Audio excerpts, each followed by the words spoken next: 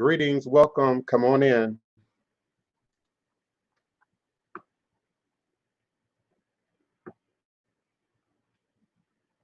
It's another edition of Revolutionary Hoodoo, New Orleans Voodoo Secrets and Recipes. Come on in, it's room for all, come on in. Welcome, welcome, all is a blessing.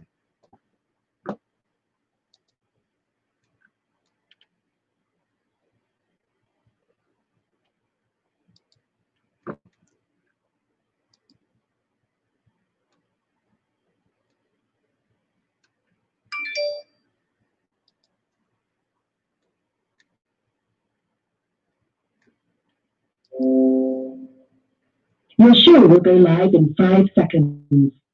4, 3, 2, 1. Log Host Radio. Welcome, welcome. Revolutionary Hoodoo, New Orleans Voodoo Secrets and Recipes, broadcasting live this Wednesday, June 10th, 2020. Come on in, welcome, welcome. Greetings and salutations. Please do come on in. And my listening and calling number is area code 845-277-9143, 845-277-9143. Do press the number 1 on your telephone keypad. I'll be more than happy to bring you into the conversation. All is a blessing, all is a blessing. Greetings and salutations. Come on in, for indeed all is a blessing.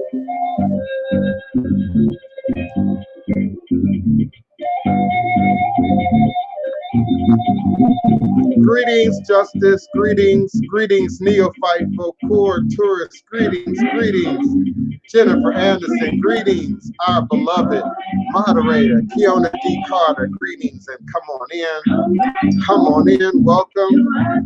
Welcome, all is a blessing.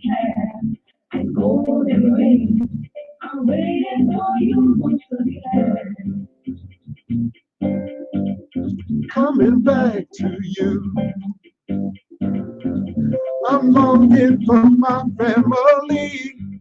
Coming back to you. Out of bondage and now I am free. Da da da da da da da da da da da da da. Thank you, Diane Cameron. Elam for our theme music. Thank you, Diane Cameron, Elam. Thank you. Come back home. The fatted calf and golden ring are waiting for you once again. Coming back to you. I'm longing for my family. Coming back to you. Out of bondage and now I am free. Da da da da da da da da da da da da da. Greetings, Alafia. Welcome. Come on in. Welcome. Come on in. Yes, let's go. Come on in, welcome. All is a blessing. Divine all greetings and salutations to one and all. Come on in, welcome, come on in. Please allow the theme music to play, and while you're doing that, click subscribe, hit like, wherever you are. Facebook, YouTube, Twitter, Periscope, Instagram. Come on in, share. Call one, call all, call a friend, call an enemy, but come on in, welcome, greetings.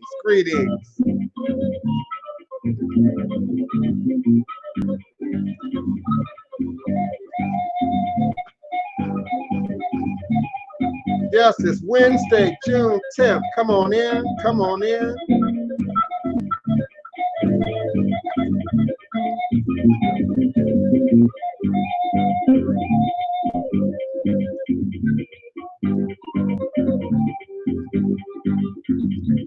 Come back home to Africa.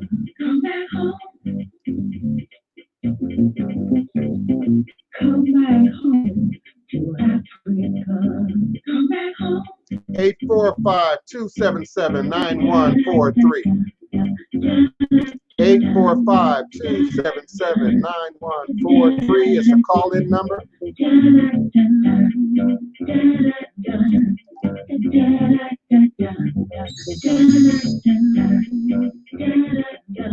Greetings, greetings, divine, all blessed peace and love, joy and prosperity.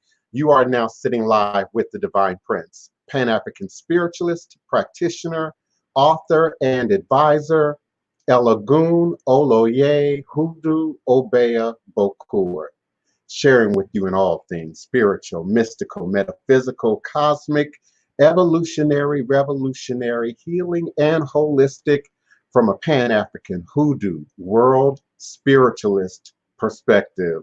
Understanding that all is truly and indeed a blessing if you can just see beyond the veils, for it is all just an illusion and a test and one of the greatest divine mysteries of this life cycle.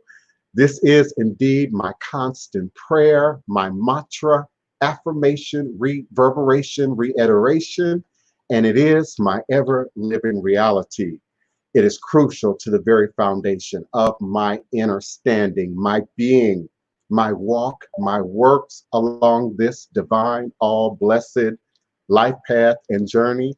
And it is how I, the Divine Prince, make sense out of all that we're challenged with here in our daily existence on Mother, Father, Earth. And it is my personal place of power and inner standing. It is that place from where I begin, the place from where I realize and crystallize all my endeavors, understanding that I and I alone create and co-create my divine destiny, and I alone create and co-create my divine, all blessed reality. And so it is. Ashe. Asheo, Ashe. I welcome you as always this June 10th, Wednesday, June 10th, 2020. I am emanating and vibrating with you and for you live, virtually, verbally, cosmically, quantum, universally from this working temple of the house of the Divine Prince. Thai Potions, Hoodoo Central, Black Hawk Voodoo in this legendary, historic, and beautiful, and most enchanting in America, New Orleans, Louisiana, the land of my ancestors and those who came before me along this Hoodoo Obeya life path and journey, passing down the great Obeya stick along with the knowledge of the life-giving herbs, roots, plants, rich spirits, and minerals. Indeed, it is in this sacred space that we create and recreate here at high noon, U.S. Central Standard Time. We stand on mighty shoulders, mighty ancestors, mighty foundation. For without our ancestors, we would not have our humanity. We would not have this very being. We would not have the issues of race and ethnicity and color and creed to argue over and debate over without the very blood that courses through each and every one of our veins, and the power and the spirit of those ancestors that stand up from within. I am always honored and humbled, appreciative to be here with you and for you in this sacred space each and every day at high noon U.S. Central Standard Time. And I welcome you to call in and listen in at area code 845-277-9143, area code 845-277-9143. When ready with your comment or request, please do press the number 1 on your telephone keypad. I'll be more than happy to unmute your mic and bring you into the conversation. I also welcome you to follow the invite link scrolling at the bottom of the page. This will allow you to also utilize your camera and your video equipment and audio equipment and bring you in live here on screen with us to be a part of our virtual audience, if you will. There's so many things that are on my mind, all sort of racing and competing for priority for me to talk about, for me to discuss.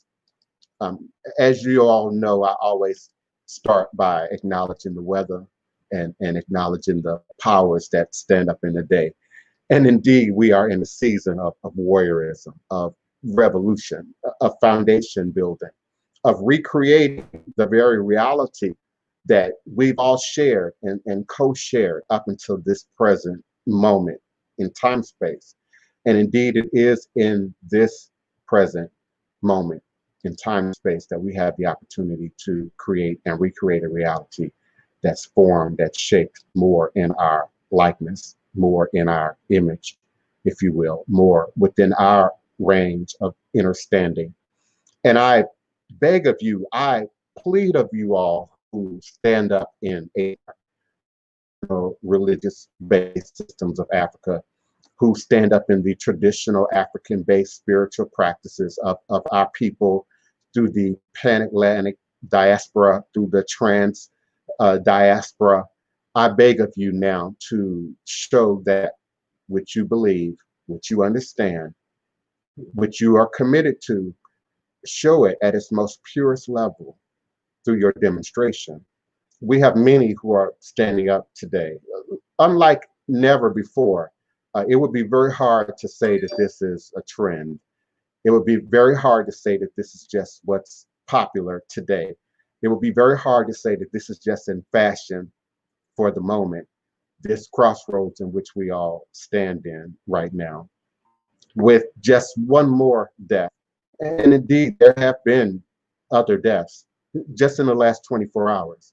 Just in the last 3 days, there have been more deaths at the hands of police. There have been more deaths at the hands of racism and white supremacy. There have been more deaths at the hands of silence and at the hands of ignorance.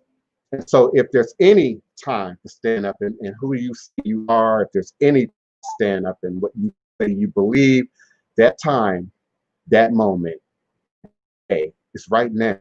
And I'm forever grateful for those within my house, within my reach, within my community, who are fervently addressing the real root of the problem, the real root of the cancer, the real root that continues to plague us and haunt us and follow us from generation to generation.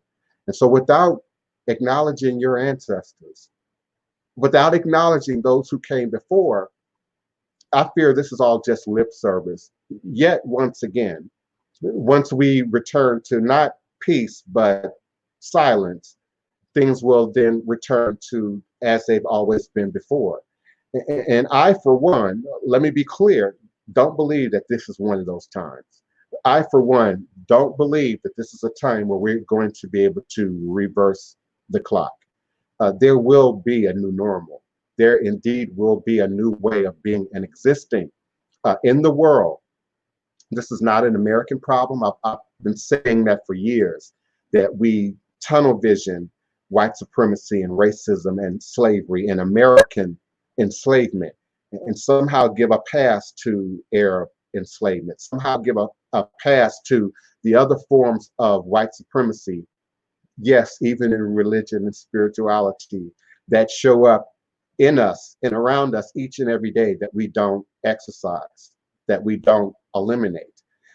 In the one arena where we indeed can see those still clutching on to white supremacy, those still clutching on to racism and colorism and prejudice and bias is indeed in spirituality and religion. Let's look at who's representing us and just look at what is being represented for us. As long as we're willing to stay in the range of foolishness and entertainment and buffoonery and coonery and comedy, that's okay. But the minute we stand up in something that's reality based, living life on life's terms, dealing with life as we often have to, not just in this present season. Remember now, there's been more murders just in the last 3 days. There's been more murders just since we began protesting. This has to continue if there's going to be some kind of change. This has to move forward if there's going to be some sort of transformation. This has to be something that's done in front of the camera, but also behind the camera. This has to be something that is done when you think you're being watched, but when you know you're not being watched. It has to be something that happens at the foundational level. This has to happen at the foundation. And on a day in the ritual calendar, for all of my students in the audience, that we acknowledge foundation building, that we acknowledge iron, that we acknowledge the mineral kingdom, that we acknowledge those elements that create physicality, the mobility in which we operate in, and bring divinity into each and every day. Until we acknowledge the healing and the shadow work there, it'll be more business as usual. And as I often do, I'm a consummate people watcher. I'm very good at not taking the bait. I'm very good at not being reactionary and emotional. I'm very good at sitting back and watching people demonstrate their politic of the day. You're red, you're blue, you're purple, you're green.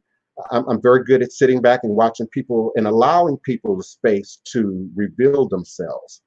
A part of the problem in communication is we don't allow people to reveal themselves. We don't allow people to stand in their truth, because the minute they stand in their truth, and it's not our truth, and it doesn't resonate with our understanding, we go on the attack, we go on the shutdown, we go on the defense. So much of this cancer, much of this dis-ease is allowed to remain hidden. It's remain disguised. It's allowed to remain in the shadows of our everyday existence. For many of you, for some of us, we have to deal with this reality each and every day. I have to deal with the reality each day I wake up, each day I set foot on the street, each day I deal with the world virtually. I have to deal with this reality each and every day. And one arena where we see the vestiges of racism and white supremacy and classism is in religion. It's in our religious houses. It's in our religious communities. It's in our spiritual centers, where indeed the healing must take place, where indeed the action and the activity must take place to move this forward. Yes, we're going to debate economics, and we're going to debate voting, and we're going to debate politics in the coming months, in the coming years. But until we address what's going on at the head, until we address what's going on in the spirit, until we address what's happening at the DNA level, understanding now as we do that ancestral memory survives in blood, survives in the DNA. It's not very hard to become racist. It's not very hard to become prejudiced. It's not very hard to become biased when those things are born in us, when those things are indeed innate to being human and humanity. It indeed takes a God. It indeed takes a goddess.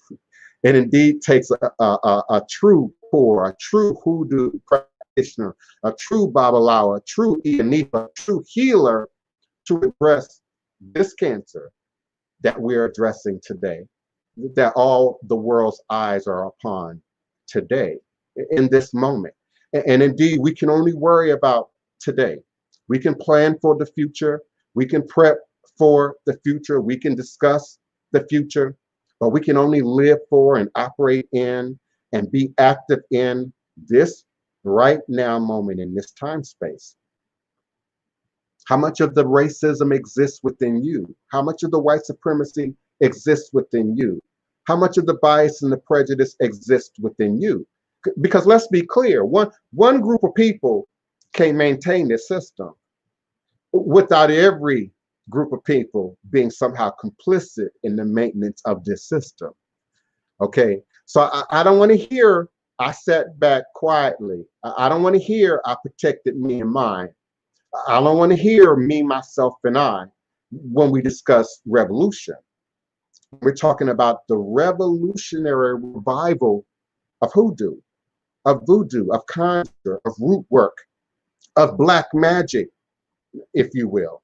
Be sure that you are not an appropriator. Be sure that you're not a bastardizer. Be sure you're not allowing the appropriation and the bastardization to take place on your watch, while you sit back quietly, while you sit back silently, while we continue to spend and support those who we've always spent with and supported, just not our community, right?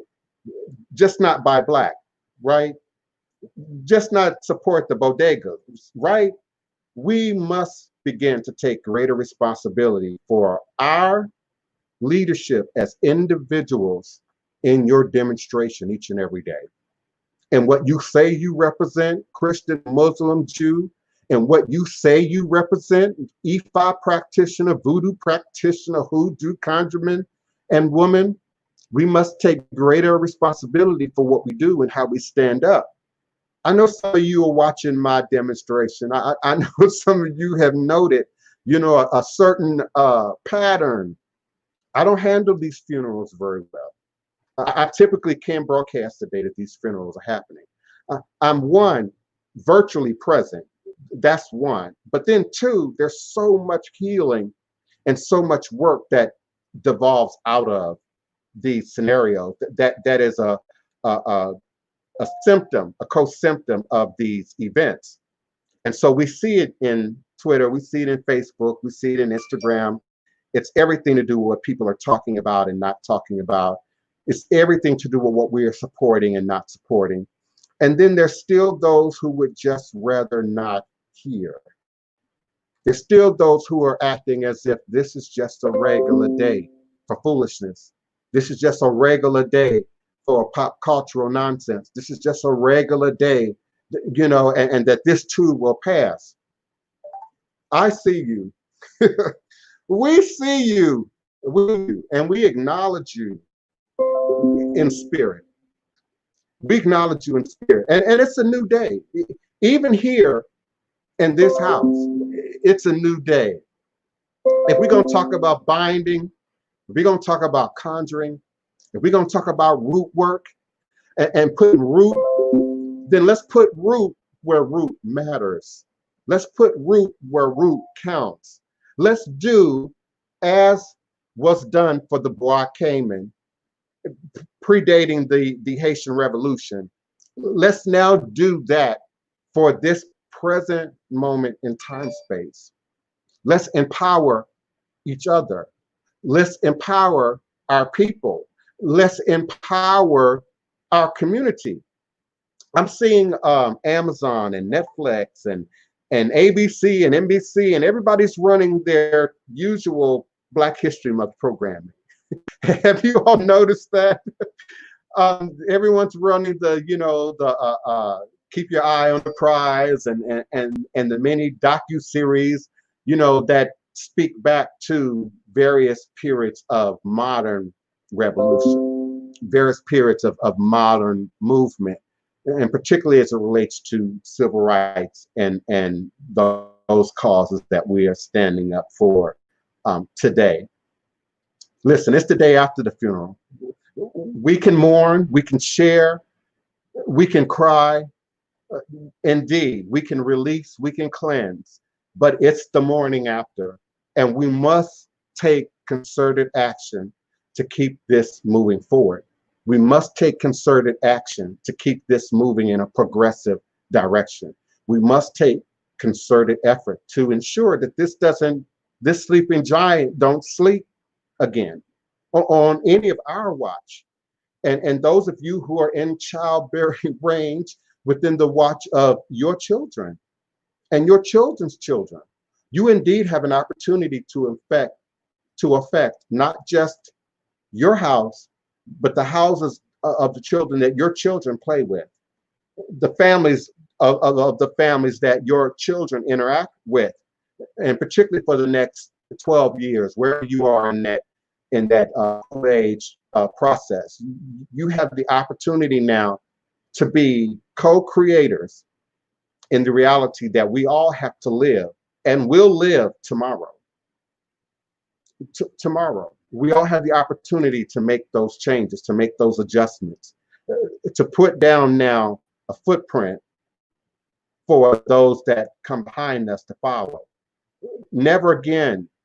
I would love to hear that be the chant, never again. Let it truly be never again, and never again, not on our watch. Greetings, greetings, beloved. Greetings, everyone, everyone. Greetings. I welcome you all to this new edition of Revolutionary Hoodoo, New Orleans Voodoo Secrets and Recipes. I invite you to use our phone line to area code 845-277-9143. 845-277-9143. Greetings, beloved Kiona. Greetings. Did you get some rest? Somewhat, somewhat. I'm also saying that I can't sleep when these events happen. And it's not because I'm up watching the news or up, regurgitating it. It's in the air. And I find it hard to believe that any true empath indeed would be able to sleep right now, would indeed be able to rest peacefully, for any length of time right now with the amount of just energy that's in the air. And it's not, this is an occasion where it's not specific to my house or your house, but or my community or your community, but this is global, and every day I wake up and I'm seeing news in other parts of the world, in other countries, of protests and demonstrations and people really standing up, much like we would have seen in the 50s and the 60s and going into the 70s. I just need us to remember what happened going into the 70s, free love, and then going into the material 80s and those Reagan years that again put us back to sleep again, that turned off that desire for change. I can remember being on the street during the Rodney King incidents in 1991 in LA, and just when it was happening, people were noting there was no crime in the neighborhood. There was no black on black crime, and there was peace, and old ladies could walk down the block, and this kind of thing. And there were no police on the street during that week or two during the Rodney King uprising, save for the FOI and community leaders who did whatever minimal policing might have been required in the communities. But I also remember how quickly we went back to sleep again. I also remember how quickly we went back to business as usual again.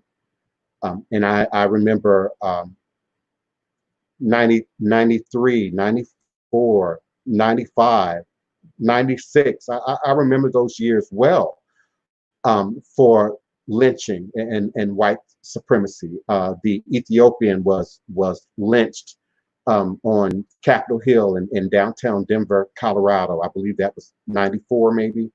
I remember major incidents that even predate those that we know today, Eric Garner and Trayvon Martin, and a sort of a progression of a return to not just business as usual, but a sort of militarized business as usual. We're hearing defund as a topic of conversation today. And for me, in my memory, a great deal of defunding came from the supposed war on drugs that was primarily a target of Black and brown communities. That's where we saw sort of this great militarizing, if you will, of the police, and particularly in our communities, particularly in the inner city communities, particularly in communities where we're prevalent. The idea that cops were still on TV was shocking to me. I stopped watching Cops, I don't know, a decade ago, I guess. I didn't realize Cops was even still on TV. So I'm hopeful, as many of you are, I'm sure, that some change would come from this. Some change will grow and evolve from this. But if we don't do it, Kiana, it's not going to be done, beloved. If we don't, change is happening because everyone is tired of Black people being murdered who are innocent. You cannot deny, none of this will happen, but most recently with George Floyd, he was murdered. I mean, you can see it like he was just gritting down his face, like he took enjoyment, out of killing him, like he's done it more than once. He was skilled in what he did. The world saw it. Mm-hmm. And the president called the family and people aren't impressed with that. Forget your personal opinion. If someone is trying to make a change and they're trying, be open to it. I'm not saying be a sucker, but be open to it, because you having negativity and negative thoughts, it can block you. That's what I feel. Mm-hmm. Be open to it, because it's crazy. Mm-hmm. And also, Voodoo occultism want to talk about racist medical doctors. Okay, is he on the phone? And can he be a little bit more specific? I see the question. You know, are we having a general topic about race and the medical industry, or does he want to speak to something specific? I mean, do we really have to go over the Tuskegee again? I mean, do we really have to look at, you know, how our community has often, you know, been on the negative side of medical care and so-called medical intervention? I mean, do we really have to recount that? I see you, beloved. Just get involved in the conversation. Be a little bit more specific. And Neophyte Bokur, yes, it absolutely, the Rodney King and the uprising, which was really more about Latasha Harlins than it was Rodney King. For my younger audience, let me be clear and sort of give you something to research. Latasha Harlins was the young Black girl. She must have been, I don't know, 10, 12, shot in the head over a bottle of orange juice by a Korean store owner. This also happened in the same season of Rodney King. She too, meaning the store owner, was given a pass, so to speak. I think she was given a certain amount of probation, never had to serve any jail time. So the community was already worked up even before the Rodney King incident occurred. And point that Neophyte Bokur made is that it indeed led to a truce between the Bloods and the Crips in Los Angeles around, you know, unity in the community as a result of the activity and the action and the mobilization that occurred in Los Angeles during that Rodney King uprising and subsequent programming that came out of that. Maxine Waters, who people love to sort of demonize, was one of the people who spearheaded many of the legal and state and citywide changes that came about as a result of that truce and bringing healthcare into our community, trying to bring greater education into our community. And she, like many others, has been demonized ever since. They've been trying to bring down Maxine Waters. Ever since then, they've been trying to bring down Maxine Waters. So there is indeed an opportunity for us to take action. Yes, even at the medical level, hoodoo occultism. I'm also concerned as it relates to that, the medical element. How much do we know, and how many of us are really even involved in the health, wellness, medical aspects of our community? We often hear it touted that, you know, Black folks have an aversion to therapy, have an aversion to the doctor. That it's been said that y'all will accept Jesus before you would, you know, medical intervention. It's been said now. I'm not in agreement, but it's been said. So we first got to start just by educating ourselves on what we eat and what we drink and how we live and the vices that we all sort of nurture at some level. That's okay. One of those vices, clutch your pearls now. One of those vices is gluttony. Oh, you thought I was going to say something else like murder or lust or something real crazy, right? What about gluttony? You my fault, but you on my road. You on my road now. And what is it with the Black churches, especially the most prominent Black churches? What's with all of this? And where does that play into? health and wellness and spirituality? Come on, Kiana. Because I refuse to pull away from the table. You on my pew. Yes, indeed. Somebody I used to know Let me put up my index finger and tip out the chair. Okay. Yeah, somebody I used to know in my old life used to say that you need to do some push-aways. Some push-ups, you mean? No, some push-aways. Push away from that table. No, but we are not. My uncle, he'll say, she needs to fall off some. What, fall off from that chair? Yes, indeed. Yeah, we're still not ready to have that conversation. And we're still, supporting the industries of poison and death that are also killing us. It's real easy to point the finger at the KKK and the white supremacist and the hooded monster, and yet we willingly ingest the poison and the cancer disease, each and every day at some level. It might not be you and it might not be yours, but it's all around us, and know it. And we're one of the biggest contributors in this society, in America, financially to these industries of death, to these industries of poison. And so if we are still trying to eat the decaying carcasses of animals and the mustard and pus and mucus of cows and chickens, synthesize this and artificial that and hydrogenize this and high fructose that, then we're still allowing in the white supremacy through the back door. You're still allowing it in. And not only is it the cancer and the diabetes and the other health problems that arise, but what about how it makes our minds think? What about how it affects your emotion? What about this increase in asthma? What about this increase in mental health we're seeing? What about this increased rise in autism, which they still haven't defined, by the way?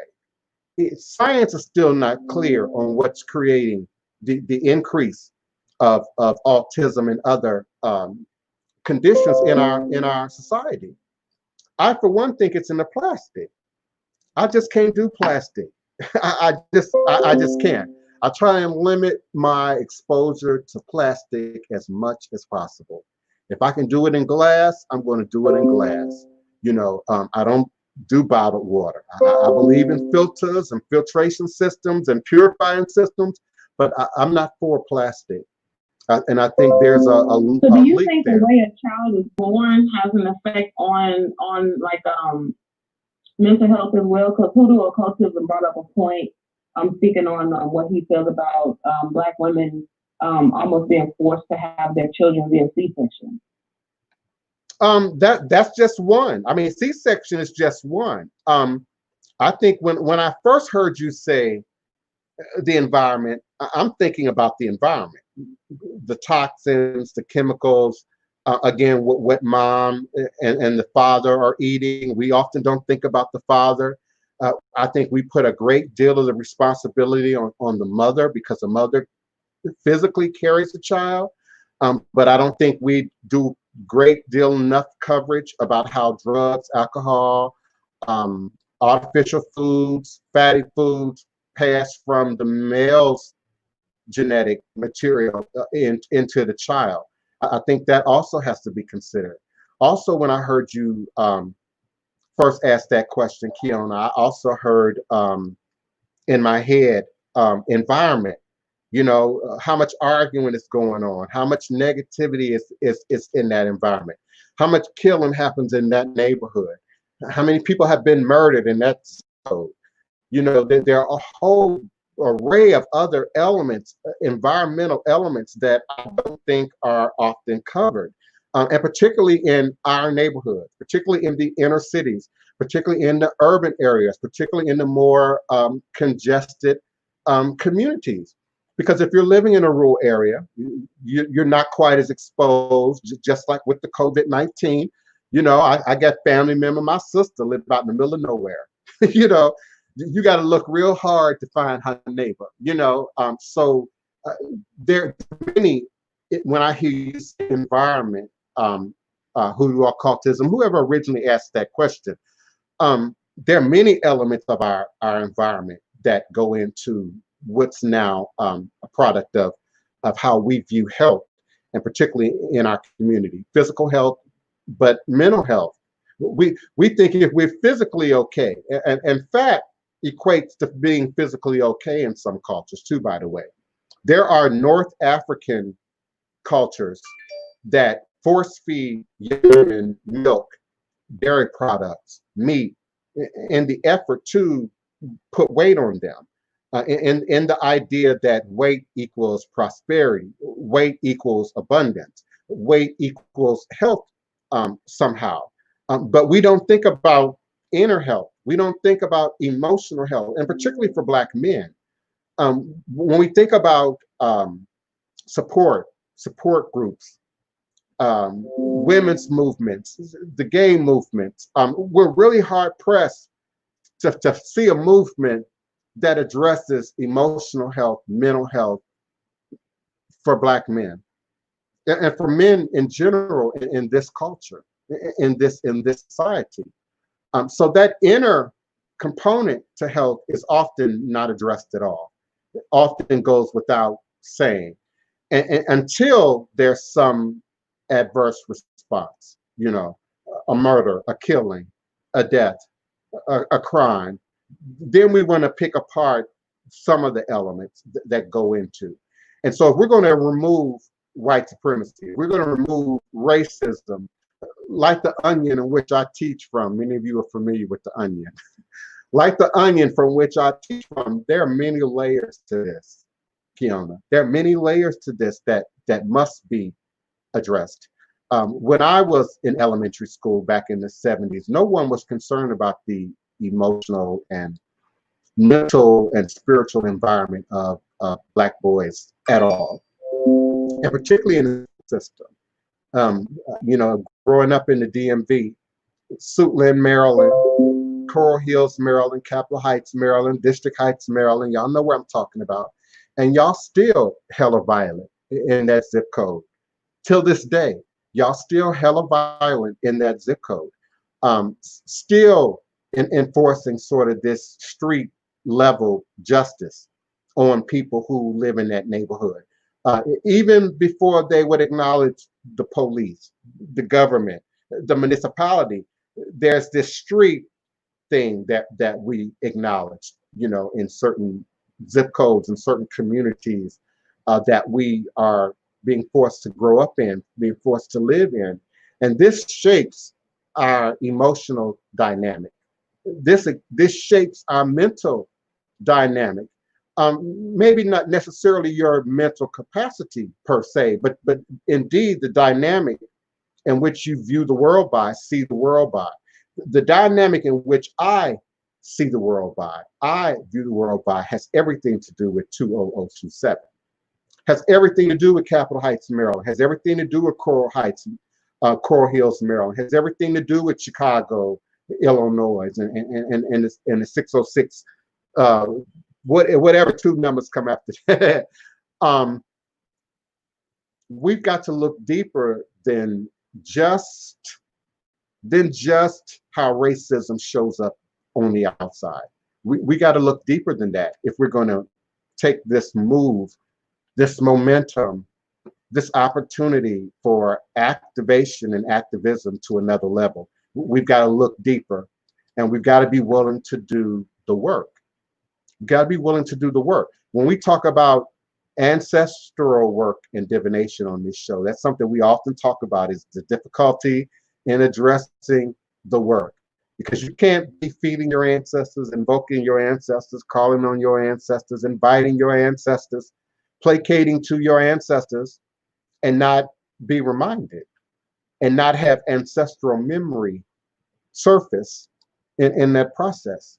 And for many who don't quite take spirituality and religion seriously, that's the breakdown point. That's the point where they're ready to move on to the next more convenient thing. I started speaking earlier today about that connection between racism and white supremacy, and spirituality and religion. ATR, spirituality and religion. Because even within the dynamics of that, there's this unspoken racial hierarchy that's in place that always puts voodoo with 4 O's somehow down at the bottom. And we try and mask it behind authenticity. We try to mask it behind, well, there's this Haitian Creole thing, and then we try to mask it behind big words. But it's really about racism. It's really about white supremacy. It's really about maintaining the narrative that somehow the African in America is the dumbest, is the worst off, is the least evolved than other ethnic groups of Black people here in the New World. We're somehow still not quite as roots as Jamaica.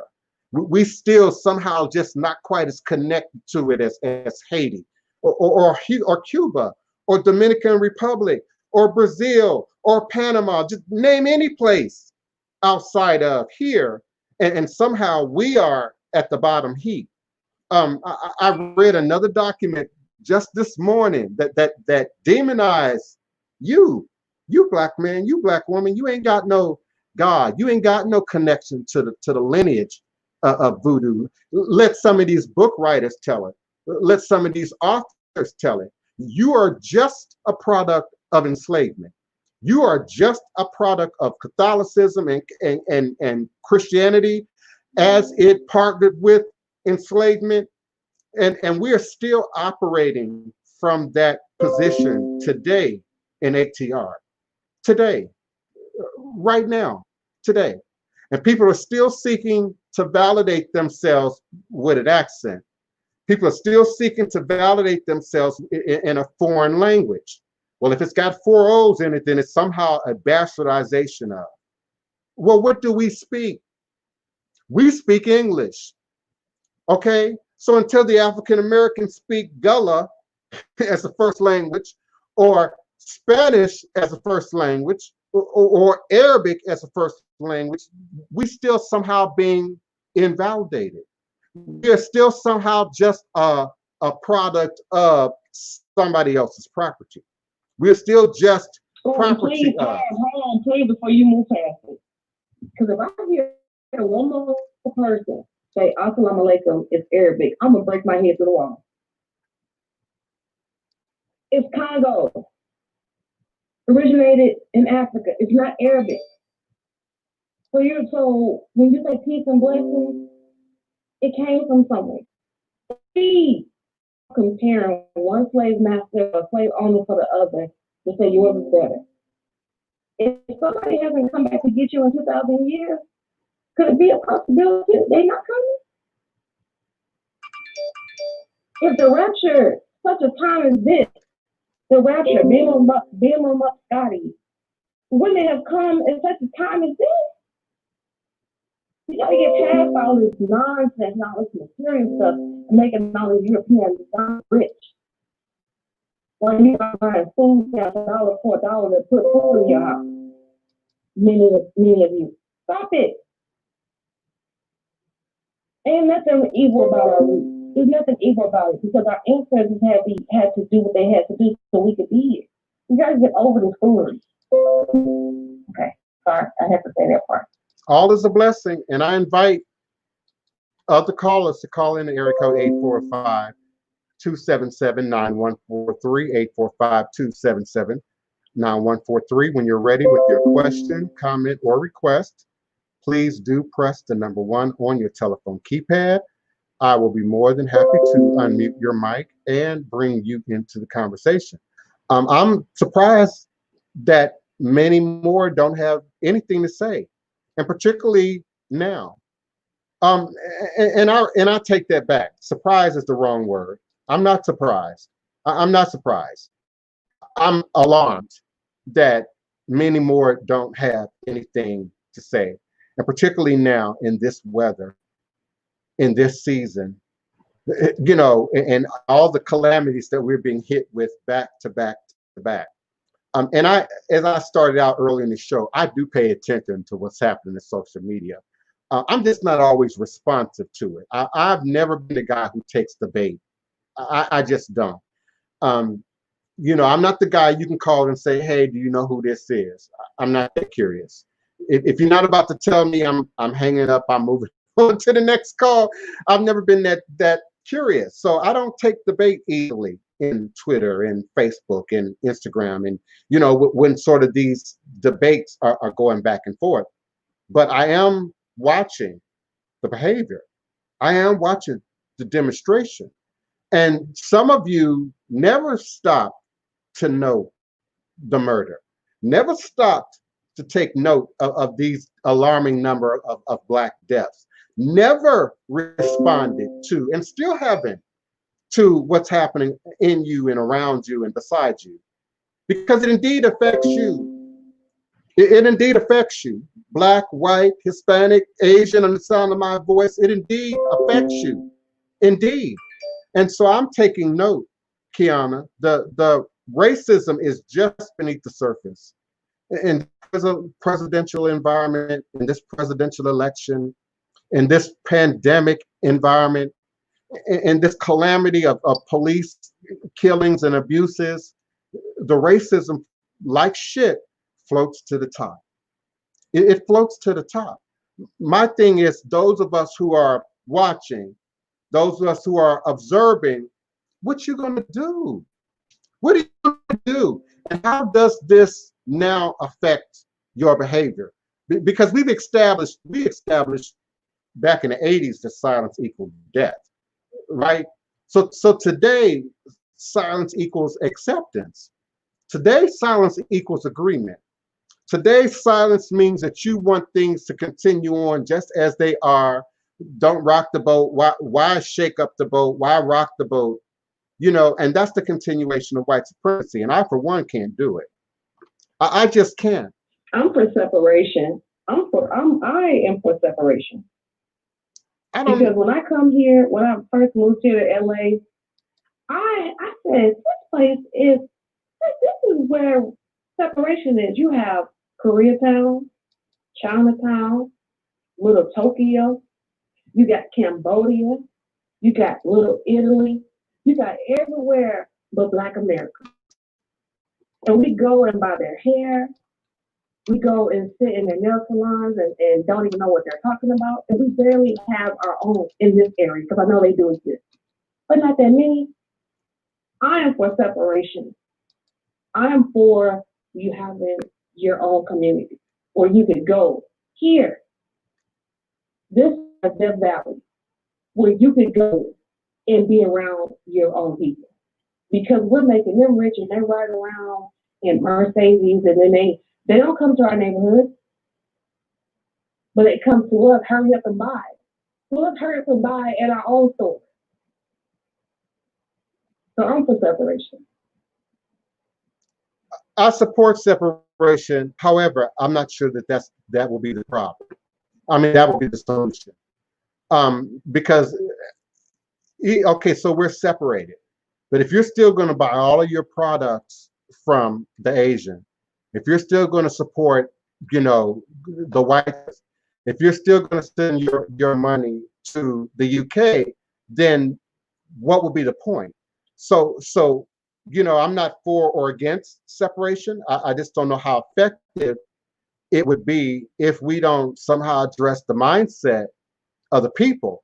And that's not a new thing. I mean, we've been trying to address the mindset of the people since before Marcus Garvey. Some of us can recount the numbers, how much we spend, gross national product, where we're investing, as a people, as a community. I see that as a much bigger problem than whether I get to live in an all-Black neighborhood or not. I see that as a much bigger problem as whether I get to live in a diversely mixed community or not. Either way, right now, I'm not safe either way. Either way, right now, I've got to defend and protect for myself right now. Whether it's on my side of the canal or yours, whether it's on my side of the downtown or yours. So until we can address the mentality And the mindset that indeed goes into keeping these systems alive, I don't know if it matters where we live exactly. We have a repatriation as a part of our history. You know, we talked on a previous show about repatriation to Israel, repatriation to Ethiopia. We've seen it. I know African Americans who have repatriated to Ghana, to Nigeria, you know, and are living and existing successfully in many of these other regions of the world now. But again, who does it benefit? You know, it's a good scenario for them individually, you know, or for their family or for their group or organization. But what does it do long term for the community? And that's where the problem is, because ultimately, there are going to be people like me who would otherwise fall through cracks, because the gays are not going to defend me. The blacks are not going to defend me. I put up a post on my Twitter 24 hours ago. Does my life matter? And it was a poll. Does my life matter as much as black lives? Does my life matter as much as white lives? Does my life matter as much as gay lives?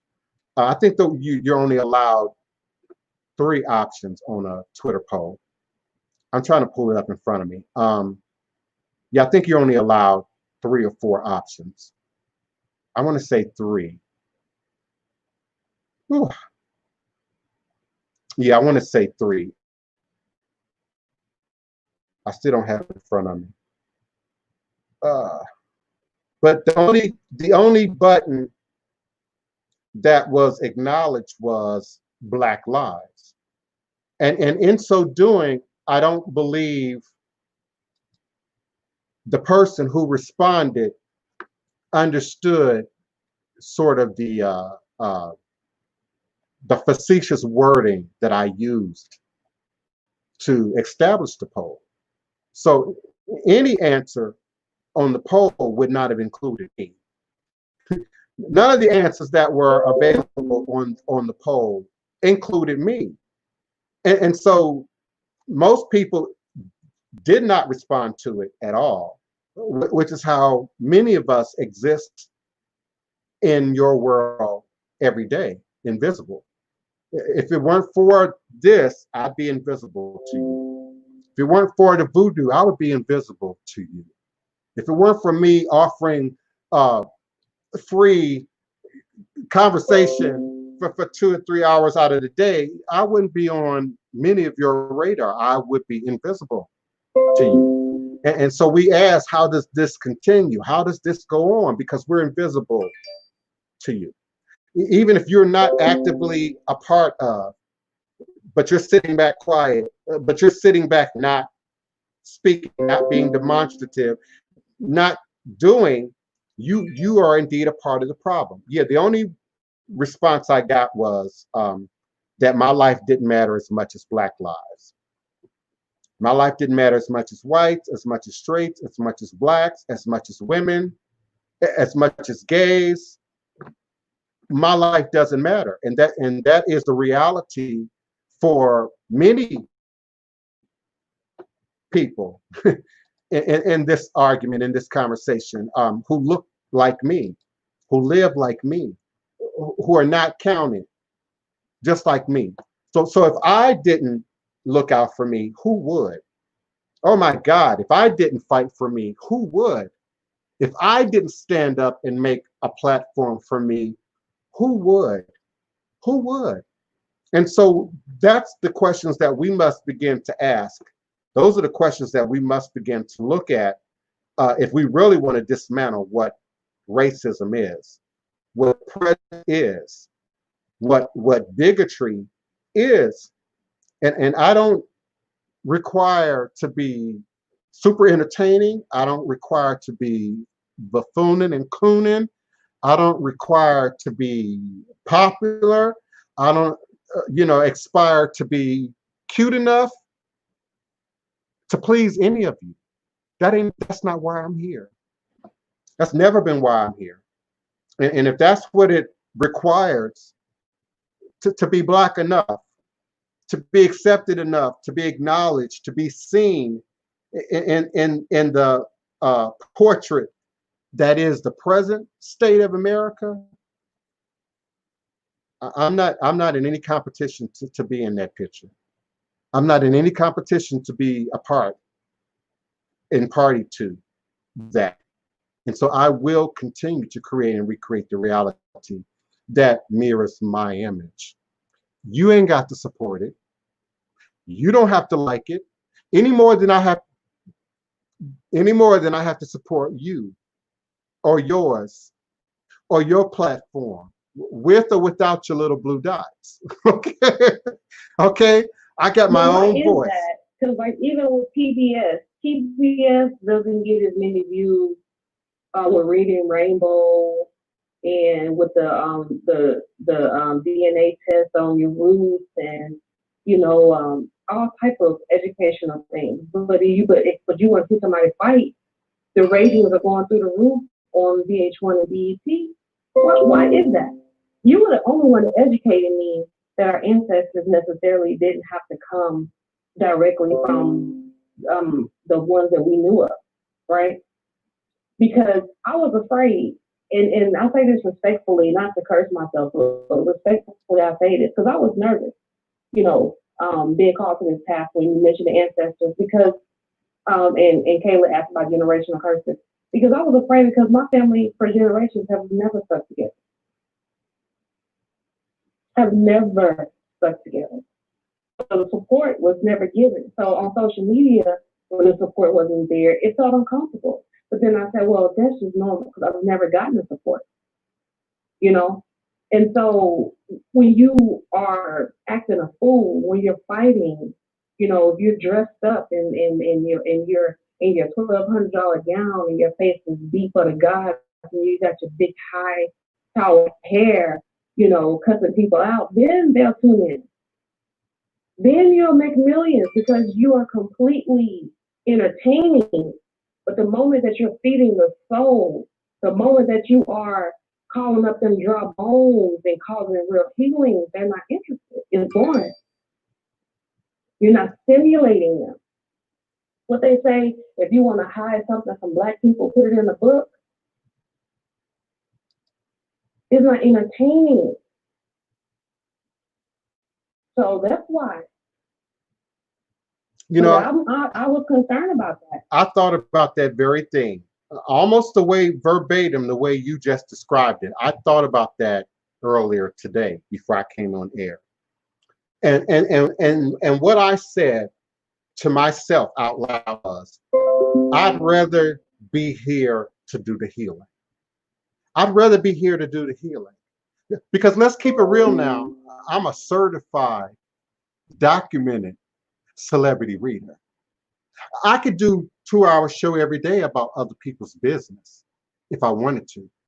I could do a 2-3 hour show every day about drama if I really wanted to. But I would rather be here to do the work. Somebody got to do the work. And thank God it's me. Thank God it's me. I would much rather be here, be available to do the work. Now, when I think about some of those stories, when I think about some of the things that have crossed the divination table with me and celebrities and politicians and legal representatives and et cetera, I would much rather be here to do the work. There's prevalency in doing the work.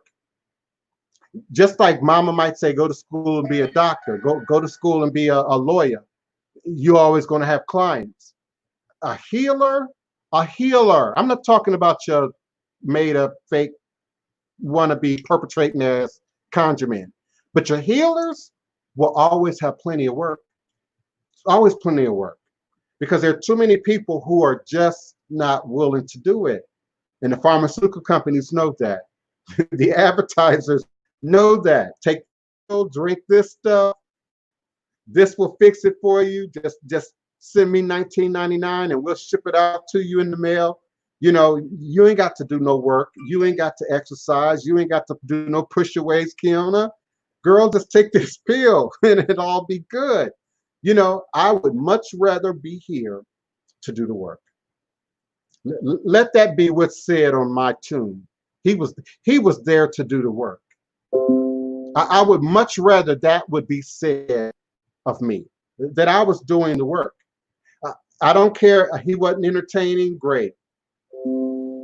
He wasn't a big showman, great. But he was here to do the work, absolutely.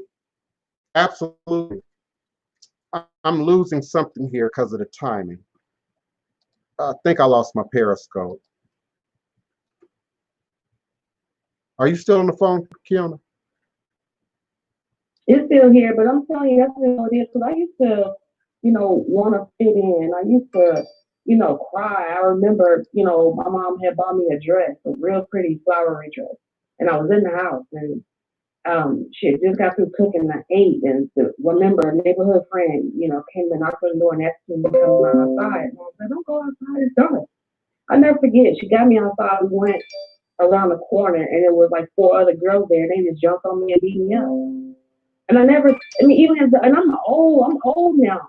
But to this, sometimes it'll pop up, but I never understood it. Like, why? Why do I not fit in? Why would you do that? But I'm not meant to fit in. I'm here to do work. And half of these people, I don't want to be like none of y'all. The ones that mistreat people. Let's keep it real. The ones that won't support people, but then they want to come and constantly take. I don't want to be like none of them. I am love. I don't desire to look to another human for love no more. I used to be that. I used to wonder, how? Why? I didn't do anything to you. And I love you, and then you push back me? No. Somebody said, what, you ain't better than nobody? Yes, I am. I'm better than anybody that chooses to do evil or harm people who didn't do anything to them. That's right. So right. I stick with who sticks with me. That's why I'll forever be by your side, because you've been there for me. When you didn't have nothing to gain, you were there for me. You were there to lift me up when I didn't know. When I used to wake up and hate to even open my eyes because I didn't want to deal with this. You taught me to put the work in, to document so I can understand that feeling and to do the work. So you don't have to come dressed up like a clown.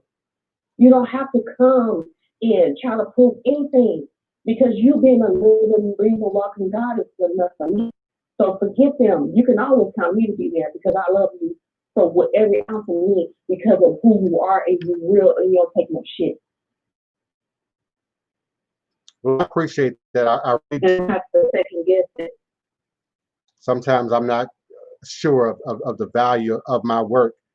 Even I sometimes am susceptible to, culture and pop culture and what people say, is happening and what's, fashionable in the moment. But then there's always somebody who reminds me of the greater purpose. Even I have to be reminded that there is a greater purpose. But sometimes it's hard to see. Oh, sometimes it's very hard to see, and it's a struggle.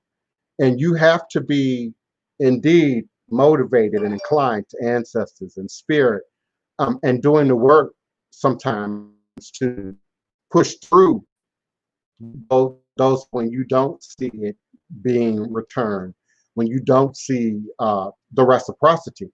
It was something you said earlier in your statement, and you said a lot. But I'm so used to not getting the support that I don't feel any kind of way about the not getting the support. I don't feel any kind of way, and that's probably not good. That's probably not healthy. That we get into that place where you stop feeling, you stop registering it, you stop being concerned about it. I would say it's a dangerous position to put any human in, to put any group of people in. And so I will continue to do what I do. It's what I do. It's all that I know to do. when the trend falls off, I'll still be doing what I've always been, and I'm grateful for that. I really am. Hoodoo, I'm sorry, Neophyte Bokur, greetings, beloved. Greetings. How you doing today? All is a blessing. That's We just passed through the eye of a storm.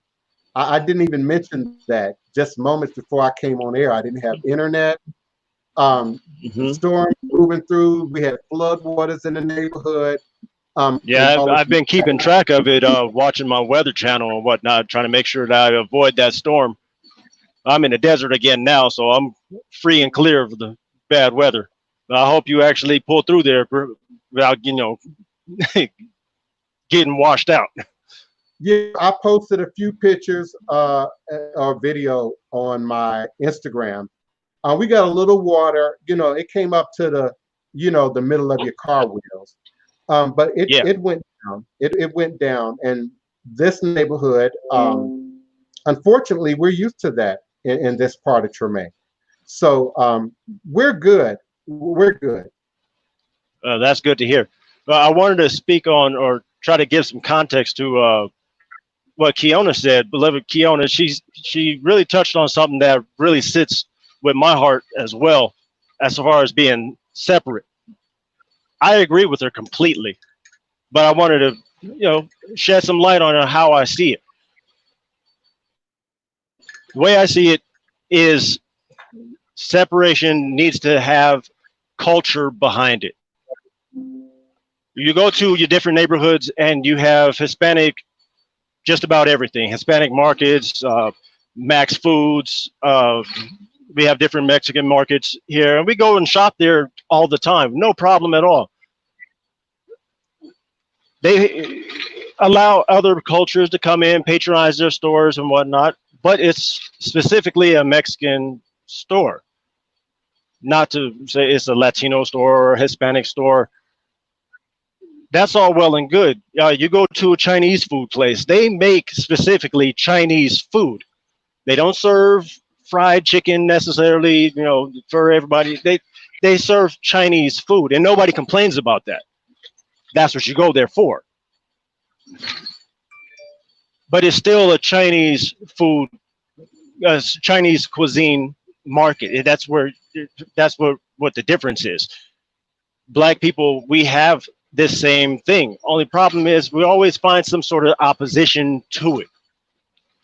Greenwood, Oklahoma, they had a whole entire city. We all know the history about that. I don't have to go into great detail about that. But they still did business with other cultures. They had airports where you had all of the goods that they would be creating in their city would be shipped out to other countries, literally flown out by black pilots that would go and do their trade in other countries. It doesn't really get talked about, but it's fact. No one talks about the other 13 towns that were in association with that same city, that the Oklahoma City riot or tragedy. There were 13 other towns that they were in trade with, doing the same exact thing. Self-contained e-commerce economy ran by black people. Plain and simple. Not to exclude everybody, because they still traded and did business. I mean, white people came in there to buy their furniture before they stole it, of course, but they came in to buy their goods, come and see their doctors, because the medicine was good. They went and got things from other places to trade and have it in their towns. Excuse me one second. So you're describing what Cherie Thomas compares to like a Native American reservation. Well, yeah, that's exactly what I mean. I pass through Native American reservations all the time. I'm passing through one right now, actually, and it's self-contained. They have their own sheriff's department. They have their own town council. They have their own court system. that governs their community. And the outside police department is not allowed, they have no jurisdiction in their town. I believe that's what Kiona is actually kind of trying to express here, that it would be good for us to be self-contained, exactly how the Hispanic culture is in, like, say, Mexico or whatever, or more specifically in America, how the Native Americans have their tribal lands, and our government has to respect their territory. And I heard that's pretty much it. Say that it would require sort of a cultural aspect to it for it to survive. Now, we then support Oyotunji Village, which right. is autonomous, and the that's what I believe is definitely, for that matter. That's what I believe is definitely missing. The foundation of a culture that all of us can agree upon as a base. I mean, we can have our different ones. I mean, of course, all the Native American tribes are different families, and they all have different types of the same culture, is what I mean. The Navajo are not the Cherokee. The Blackfoot are not the Sioux. You know, they're different. But you didn't answer my question. I'm sorry, I couldn't hear it. We already have an example of that. Why aren't we supporting Oyotunji Village? Why aren't we supporting Queen Quet and the Gullah Geechee Nation?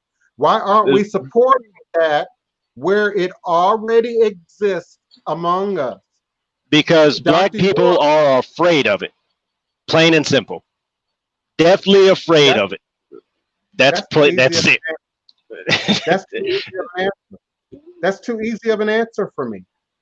Well, yeah, I mean, it's too easy of an answer for me. I really don't accept it. I can't stand it personally, but in a nutshell.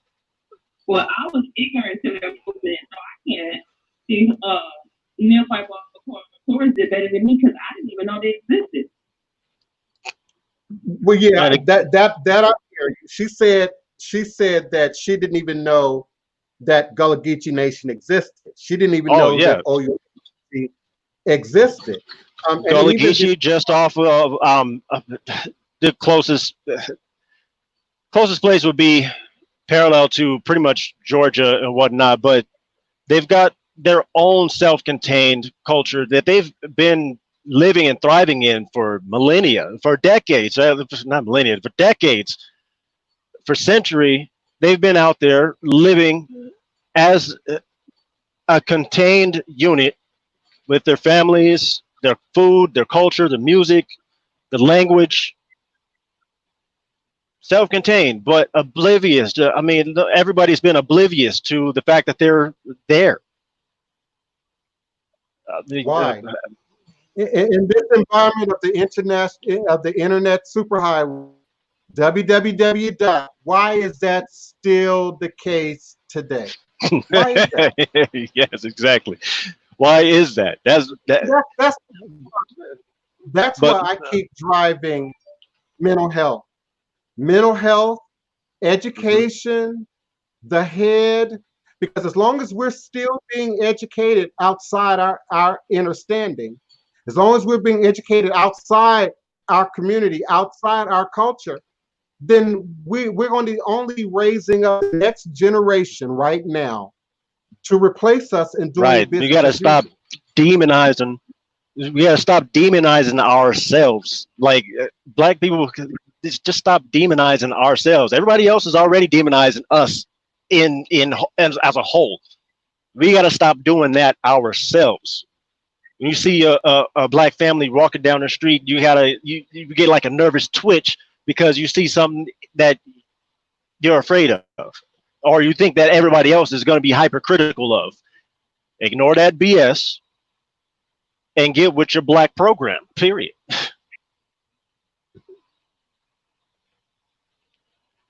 Yeah, listen, I don't want you to get the understanding that I don't agree. I hear you. Agree with what. listen to what both you and Kiona are saying, but I'm a confrontationalist. I like to get straight to the point. I like to move right through the middle. And that's the middle. Why aren't we supporting what's already here? And I could ask the same question, well, why am I not being supported? Y'all give me all these great accolades. I know what my resume looks like. I know my footprint, but I'm still not getting support either. Oyotunji is still not getting support. Gullah Geechee is still not getting support. And when we look at entities like the Nation of Islam, for instance, they're self-contained. They have their own land within the midst of metropolitan arenas.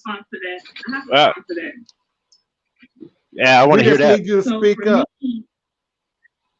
Speak up. When I got the point away from the table, I was going to the expensive restaurant when I was the only person in there that looked like myself. It looked like me. When I was growing up, I wasn't eating our diet. Only when I needed healing, when I needed proper nutrients, when I needed to feel the love of my own kind, when I was going through the dark night of the soul, was where I came from. So for me, going on Rodeo Drive resembled success. Me wearing LV and double G's and being able to, wear different genuine lessons that our ancestors were beat to produce. For me, in my ignorance, in my whatever, resembled success. Because it meant that I made it. It meant that I could walk in and send my coins in their stores and they set me a smile on my face. So it's only until the last 3 or 4 years until I really got serious about it. And so wasn't you're clear, driver. Come on over. The house, it even happened. I still didn't lose the weight because I wasn't eating the right food. Right. So what do we do then, Kiona, to make that happen? I'm in my mid-50s, okay, but I know people. I know people who are in their 70s, who've been beating this drum since the 50s, since the 40s, since the 60s, 70s, and each new generation comes at it as if it's totally brand new. Each new generation comes at it as if nobody's done anything before. This one moment in time history. And I often describe it as scaffolding. Scaffolding. But without those ancestors, those who did before, holding us up, there is no scaffolding underneath any action, any activity, any move that might happen in the present moment, in this time space.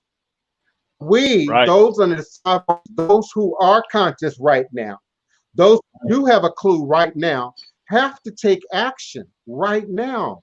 Have to take action right now, so that there is a continued scaffolding for the next generation, the next group, the next conscious, people to wake up in order to build upon. We should not have to start from scratch all over again each generation. And most ethnic groups in this country I don't think I don't. Oh, I'm sorry. I don't think that it's really on display enough. It is on display, but ain't nobody looking at it. It needs to be visible. People don't see enough of it, or they see enough of it, but they only see it in movies. They only see it on Hollywood films. And when it is on display, it always has some kind of weird outsider kind of footnote attached to it. That, oh, it's still bad. Oh, it's still evil. Oh, that's almost.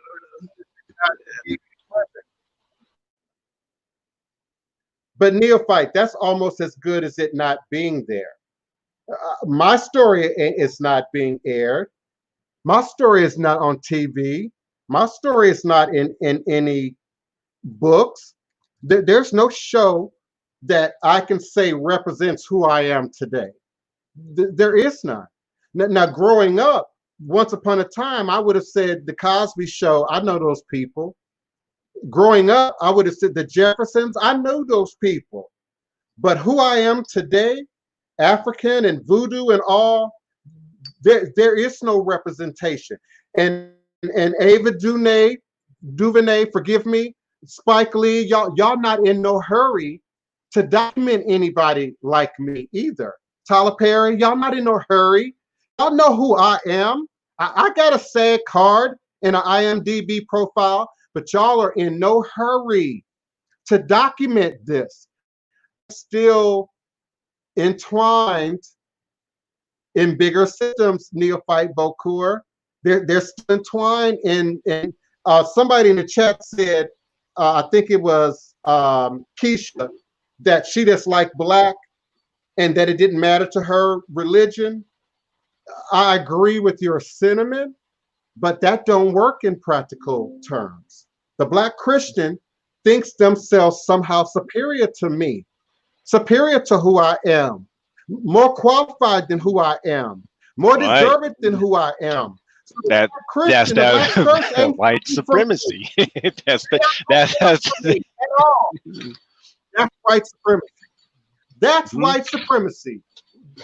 That's what I talked about when I said it's strongest in black religion. It's strongest in ATR, white supremacy. It's strongest here. You better speak it. Because they're not fighting for me. You better speak it. My godmother wouldn't let me wear my waist beads in her house. And then my godmother is a minister. We went shopping and I tried on something and she walked in and she saw I had on African waist beads. She said, and I was saying I had came from Texas. She said, you can't come in the house with those on. She said, because Africans, they do evil stuff. I said, what? Like what? Like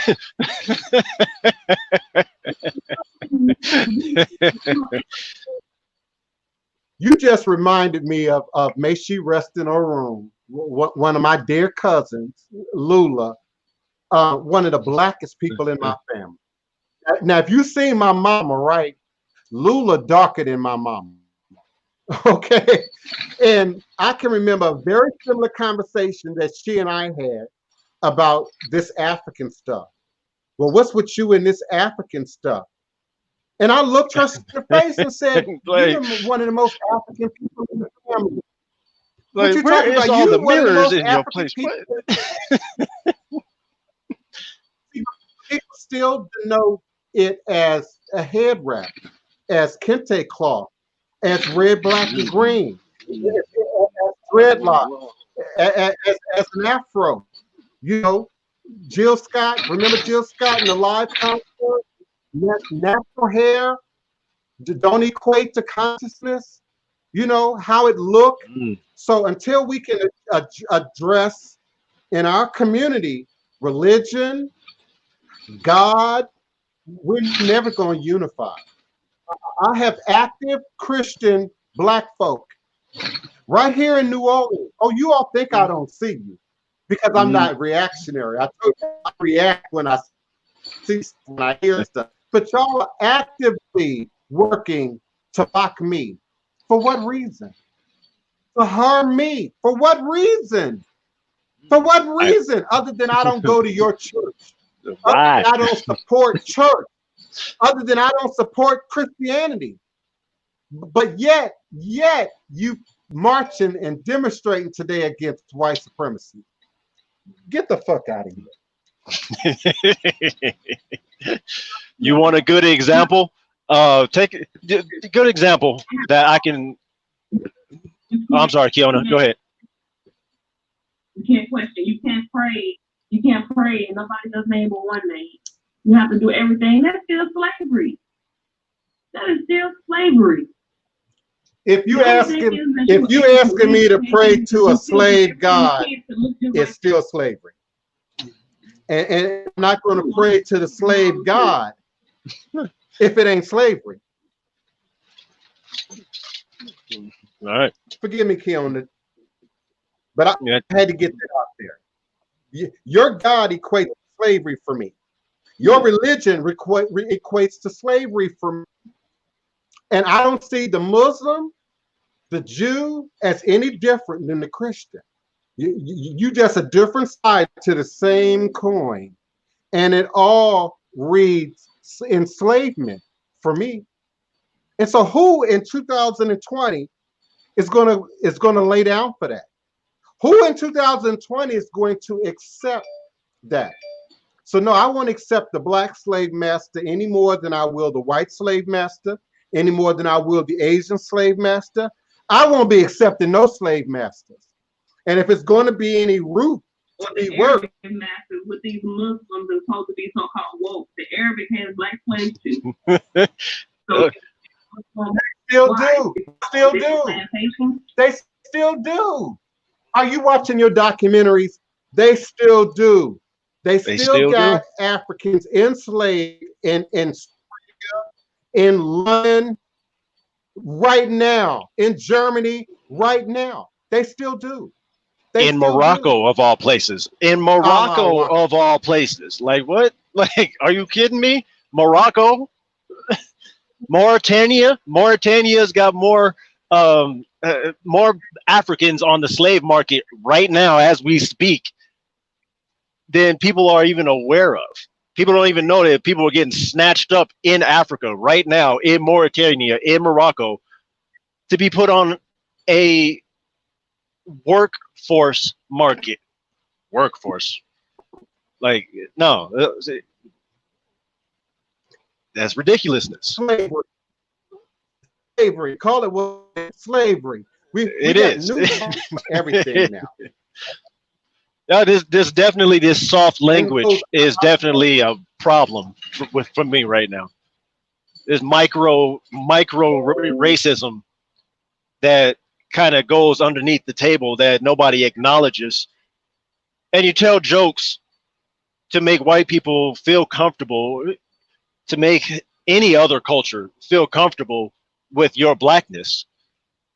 It's just micro racism, and it's just as bad as a little white lie, which is still a big white lie, a big lie. You're accepting racism. Like, what? Like, wrong. It's like, well, racism, fighting of racism and fighting white supremacy, direct conflict today with correctness. What political correctness meant on TV or on the radio changed last 90 days. It changed in the last 90 days. And so now everybody's addressing race today, racism today, white supremacy today. When just 60 days ago, that wasn't discussed on TV at all. That wasn't talked about on TV at all. It was a hot button topic.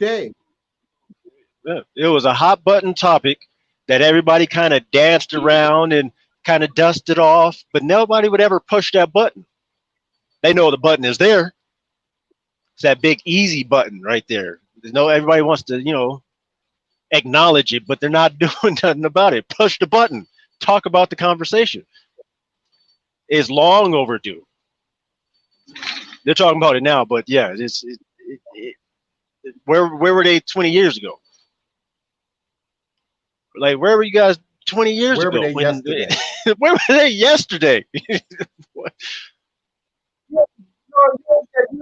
20 years ago, because that would still deny me. Where were you at yesterday? Well, where were you at yesterday? I'm not going to believe that there's a serious move to end white supremacy and racism. I, as a gay black man, non-binary, gender-defining black man, can feel that. Until I can feel it, it ain't real. Until I can feel it, it ain't happening.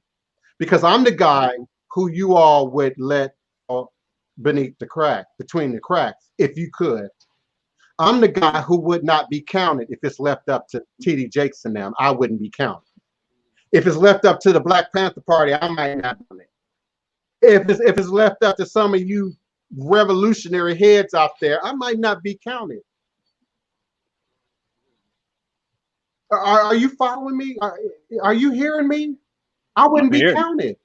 No, but at the same time, it was breeders Of course, they're not go with same-sex relationships because they wanted to breed you.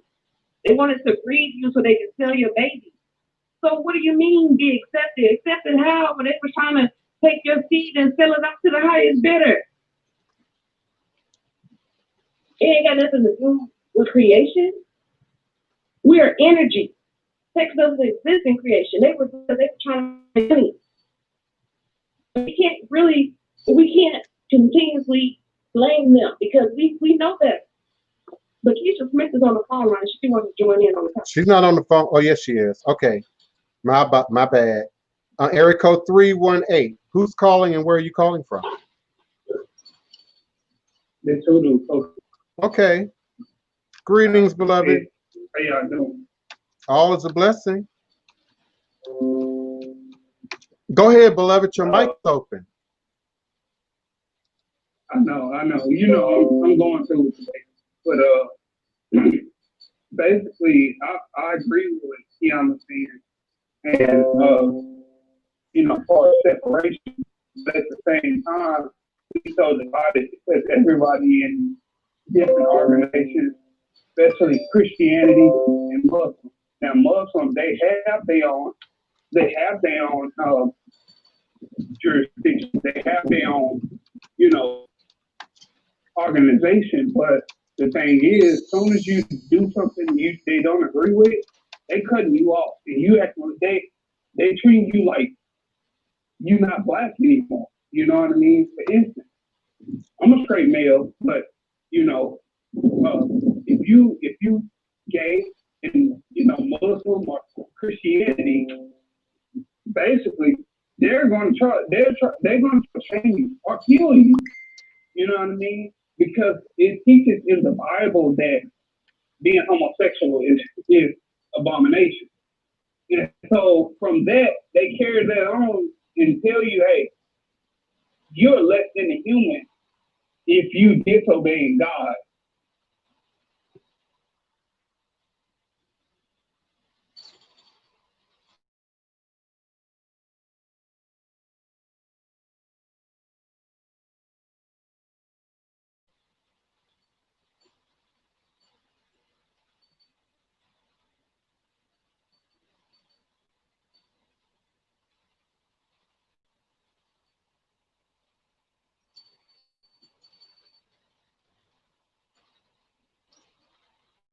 Check, mic check. Everybody still there?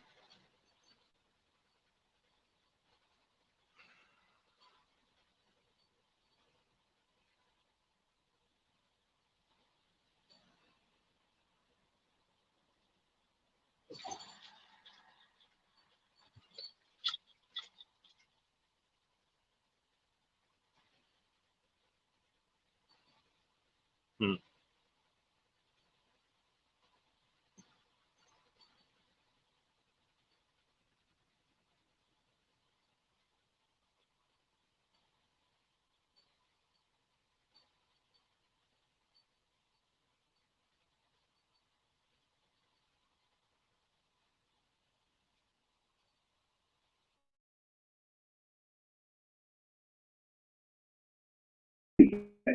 You know what I mean? Another thing that bothers me too. We as the people, no offense to you, because you know you my brother, but people always say they gotta identify themselves as a heterosexual run around. Homosexual people are the most pickiest people on earth. That virus was brought to that community. So you can be amongst the gay man. I promise you, he ain't gonna look at you because he is very, very, very, very selective. Very selective. Yeah, I've been around a lot. You know, they haven't. But you know they are. But, yeah, and that, like I understand. But anyway, these people, you know, specifically for you know homosexual people, y'all won't be able to live. You know, the homosexual people won't be able to live with these extreme Christians or these extreme Muslims. What you mean? That are homosexual. We came there with them now. Was a homosexual when killing Paul. And that's the Bible for everybody. And we can't live with them now. So that wouldn't change anything. We can't live with them now. They're not supporting us now. Now what they will do is bury you. They're not turning down no dead bodies. They're not turning down no burial insurance checks. Okay, they will bury you. But they ain't turning down no organs either. No. And another part of that. They don't have a gay cemetery, do they? They don't have a gay cemetery, but they got a pet cemetery, but they don't have a gay cemetery. And then it's assumed that, well, we're somehow covered by what? The gay white community? The gay white community is far more racist than white heterosexuals, in case you didn't know. So I'm not being counted. I'm only being counted by Voodoo. Now I'm counted in Benin. I'm counted by Voodoo. I'm counted by the ancestors, but ain't none of y'all looking out for me. Ain't none of y'all looking out for me.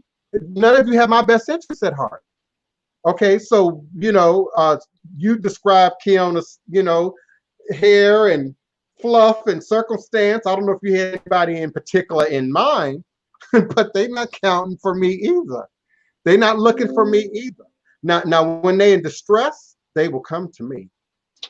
They will send an offering to come to me when they're in distress. But to count me publicly. Well, I had a man tell me, he said, if I can't lift you, I can't love you. I said, well, baby, I'm going to have to holler at you because I'm very heavy. I'm very heavy in mind, spirit, body, and everything else. Yeah, that's what we have to address, in my opinion. If we're going to address white supremacy and racism, we got to address that kind of community. Yeah. Because okay, let me go ahead and say it. I'm not willing to be locked down in a community with most of y'all. It ain't happening. It ain't happening. Yeah, so most the people idea are of drowning in self-hate. That's not really somebody you want to be in close quarters with.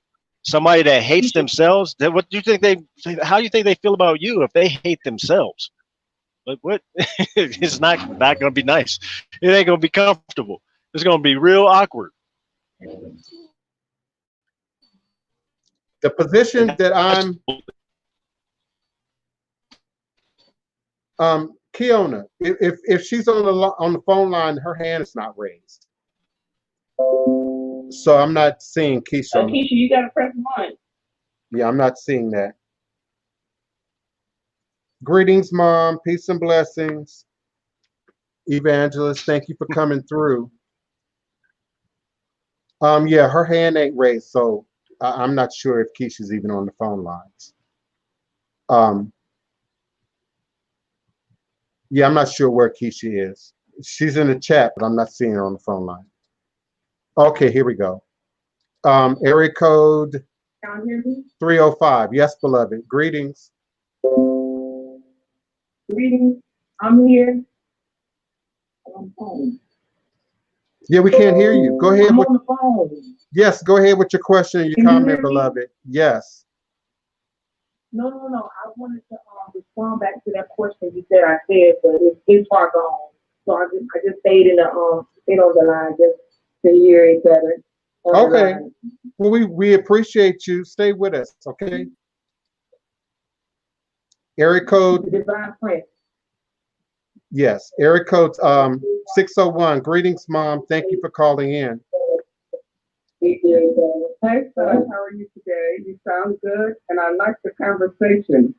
I just want to say that this lockdown has affected many people in many different ways, and I am enjoying every minute of it. I am proud of my Black heritage. I have decided not to spend any more money on products and to get my hair fried and dyed and anything else and laid to the side. I am wearing my hair natural and using natural herbs and things to take care of my hair and make it healthy again. And I am so proud that I have a proud Black Prince for a son. Well, thank you. I appreciate you. For indeed, you are the Queen Mother, so I couldn't be anything less than the Queen Mother. Greetings, Mom. Greetings, Mom. Greetings, my love. You're gonna love being natural. You're gonna love it. Yes, I worked natural some years ago, but then I got sabotaged and fell for it. Like we all did, because I had to get perms, and they go on your scalp, and they have to rinse it off in 3 minutes. Your scalp be all burn up. Yeah, but I just wanted to have that input. I'm going to get off the line now and let you all continue with your conversation. Thank Well, you. thank you. Thank you for calling in. And we will. Nobody, let me say this, nobody is going to recognize who we are until we recognize ourselves. Absolutely. Absolutely. That I agree 100%. And it starts with me. Keisha, go ahead. Go ahead. I'm sorry. Go ahead, Kiona. Did you have something to say? No, I had given my phone to spend someone else. I'm just really loving the fact that the net turner, a lot of people don't talk about him much. You know, the Birth of a Nation movie, it came and went. Nobody really wants to talk about it. And so I'm happy that this is happening. So we're able to get to our roots. So we're able to finally heal. You know, when I listen to Nina Simone's song, Strange Fruit, you know, every time I get emotional because I think of what happened to our ancestors. And we have to also think about, you know, what we want to overcome. Mm-hmm. And it's time to quit. And time to quit being fake and phony and be real. We don't have nothing to prove to nobody. Nothing. We have some deep trauma. A lot of the molestations and stuff happen from them doing it to us. And then we doing it to each other. Because for me, it's the doing it to each other. It's that part of racism and white supremacy that is the hardest for me personally to deal with and to accept. I almost predict and anticipate supremacy and racism in public, at the checkout counter, in the restaurant, at the work site. I anticipate it. And so I'm prepped for that. It is that which exists within my own community that I can't be prepped for. You can't love Black as much as me. And my mother's my witness. We grew up loving Black. This ain't no new trend for us. I grew up in DC and Chocolate City when it was indeed Chocolate City. Okay. I wasn't allowed to watch programming on TV. I wasn't allowed to watch Happy Days and Laverne and Shirley. We had to watch documentaries, the news. Otherwise, it had to have Black people on it. It had to have people of color on it. This ain't a new position for me. But understand this level of commitment. Understand this level of personal sacrifice to have that not be reciprocated for the most part at all. For the most part. Many won't even click a like. That's free. Many won't even subscribe. That's free. So the idea of us living together in a community, in a town, in a state, and I would have to trust you all with my life, we're not there yet. We're not there yet. No. I'm just getting there with my family, my blood relatives. We're just getting there. You know what I'm saying? But you all want me to trust you with my livelihood and my tax money, and I don't know. I don't know. I don't know. I like the sound of that. Well, my mother used to always say, "Don't give people bushes to beat you with." You know, I say what I want to say because I don't mind it being used against me. But I live by that a lot. Don't give people bushes to beat you with. But like you say, you can't trust it. So they'll use it against you and throw it all in your face, and it's like, well, wait a minute, I didn't tell you that. Yeah. I'm There's not a lot there of growing yet. that needs I've lived. Kim Gladden, I don't know if I need to speak to them specifically. I feel like a great deal of what we talked about covers them. I think a great deal of what we were referencing right now in terms of, living together and sort of being, forced to live under total black rule. I think they would be included in that. I don't even trust that movement. Too many snakes in the grass. There's far too many people in there with ill intention that are not for the growth of black anything, just themselves. Now we get rid of that, then maybe we can talk.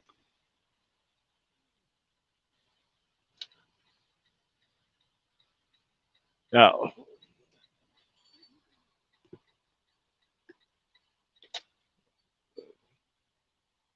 oh, am I muted?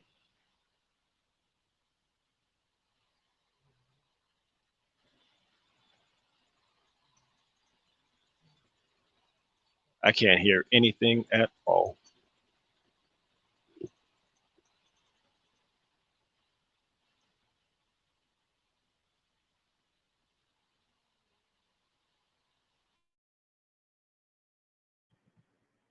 Can you hear me now?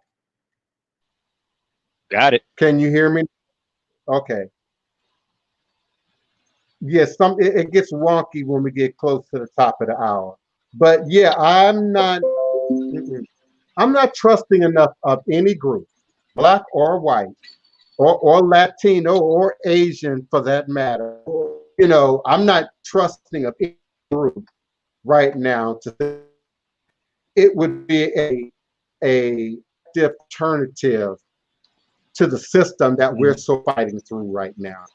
And some of our ancestors would say, we gave our life, we gave our blood for this country. And so technically, this our country. Technically, this our place, this our land. And so why can't we and the Moorish group that sister is, why can't we come together on that form? Along with the indigenous, along with the Hispanic community, from that perspective. Because if we don't start talking about land ownership, I don't think enough of us know the whole story. I don't think there's enough truth out there yet for everybody to acknowledge what, the connection that we all have. I mean, first off, people don't even understand Louisiana Purchase.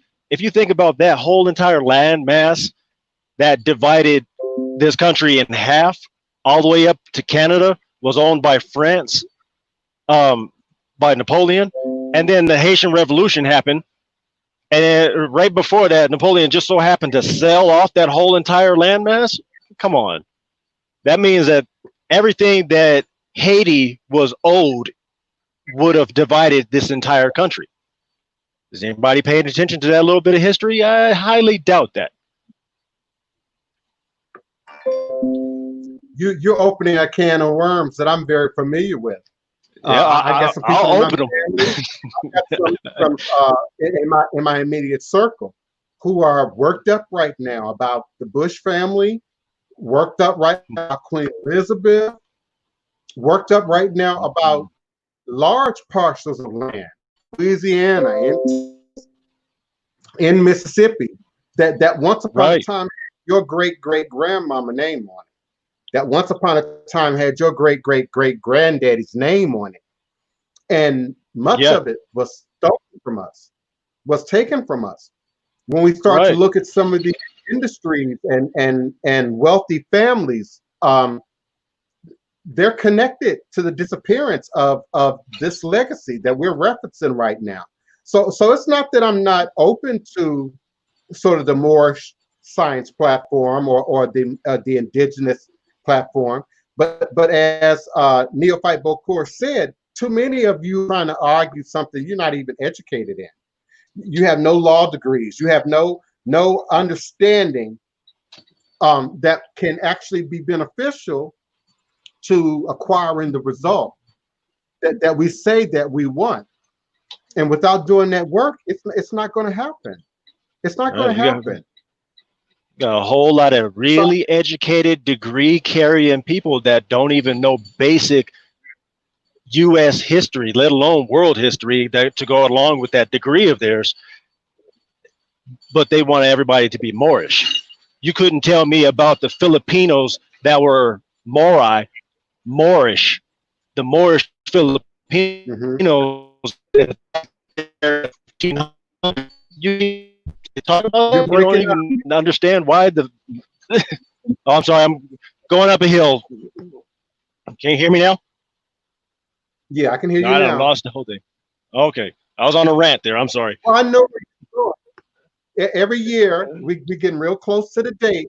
While y'all celebrating Juneteenth, I'm in Jackson Square acknowledging St. Milo and these Filipino Maroons that he's referencing right now, who were unified with the escaping Africans. Not just unified, but the Buffalo Soldiers that were recruited to go and fight in their war turned coat and joined the Filipino side. How many black people know that?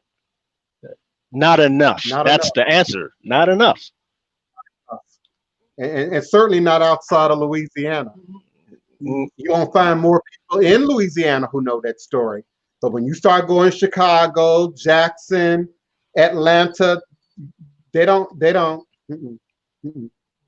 Because if they did, we would be given a greater degree of respect. If you did, Congo Square wouldn't have a problem with support if you really understood that story. But they don't, and they're not aware. And it drives me as someone in their mid-50s, when these youngsters get on these platforms and really think they got it together, bruh. Really think they didn't did their homework, they researched, they didn't Googled it, they didn't Wikipedia'd it, they didn't copied and pasted it.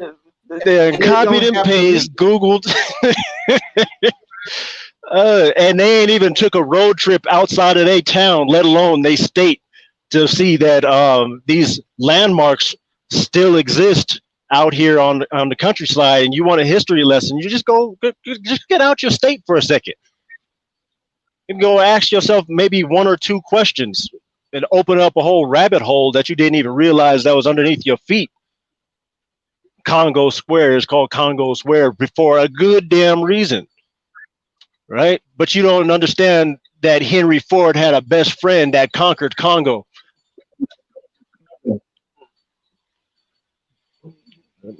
And just little tidbits, little tidbits.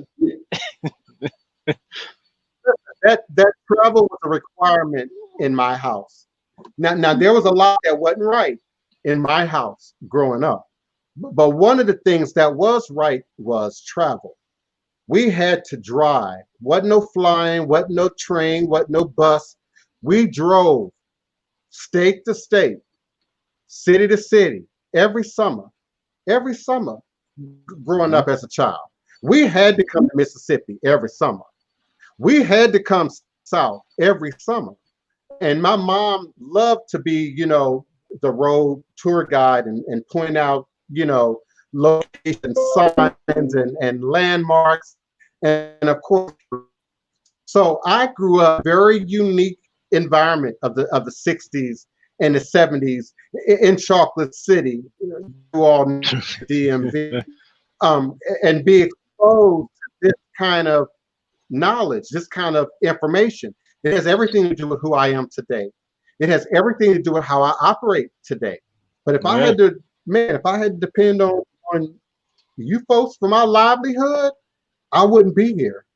I wouldn't be here. So until we can address that, and that's my role in this, spirituality and religion, healing, holistic, empathic.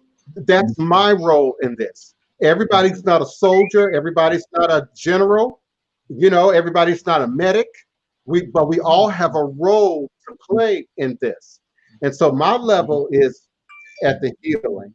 If we can't our heads, our heart, and our there's a revolution. There's no hope for moving things forward. And let's again take from Bois-Cayman. And we look at Bois-Cayman as being successful and freeing us to some degree from the grips of enslavement. But what does Haiti look like today? Yeah. What does that culture look like today? Second. What does that island look like in comparison to the Dominican Republic side of the island? Right. In comparison, so indeed, it's a scaffolding, and we can on top of that. But we also have an opportunity to not repeat mistakes, to not repeat things that did not work or were not fruitful or beneficial for us in the past.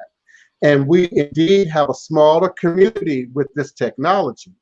We now have an opportunity to bring people together, Detroit, Chicago, Philly, LA, Seattle, you know, Oshoan, we have an opportunity now to our people together from all over the world for a unified cause, for a unified purpose. But without a plan of action for moving forward, my greatest fear is that this movement will be eventually taken out of our hands. Much like how we look at the Urban League today or the NAACP today, so that can we all get along forced integration thing? Or SNCC yesterday. Yeah, that has not worked for us in the past. So we have to take a different position. Right. Learn a lesson from Kwame Nkrumah. See if, oh wait, people don't know who that is. So never. Kwame Ture. All right. Does anybody know who that man is? James Baldwin. You ever listen to any of his speeches? That's right. That's right. Listen, it's been a really good 2 hours, but I'm gonna move it forward. Even in the course of a pandemic, even in the course of dims and protests, even in the course of a train wreck of a presidential election, the work still has to be done. Must move forward. Ancestors must be fed. Heads must be made. And so I'm always honored and grateful for us to be able to come together in a shared space like this, a shared, created, self-created sacred space like this. And beg of you to accept that if we can do that here for an hour, for 2 hours, we can indeed create this sacred space in real world time, out here on the ground, in a way that mirrors us, in a way that matches our interests. I remind you to be clean, be safe, be practical, be aware in the course of this season, in the course of this weather. Pray for New Orleans. We can't handle much more water right now. So indeed pray for and burn a candle for New Orleans. And I look forward to being with you and connecting with you again here in this sacred space tomorrow at high noon, U.S. Central Standard Time, understanding that all is truly and indeed a blessing if you can just see beyond the veils. Asheo.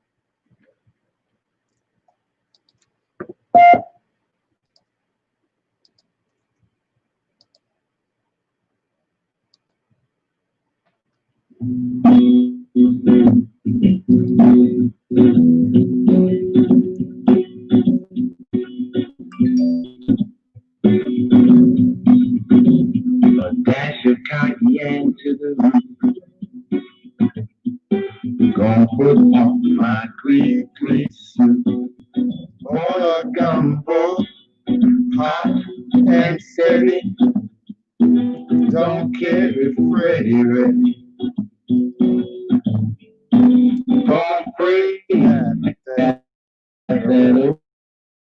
old cemetery he's buried.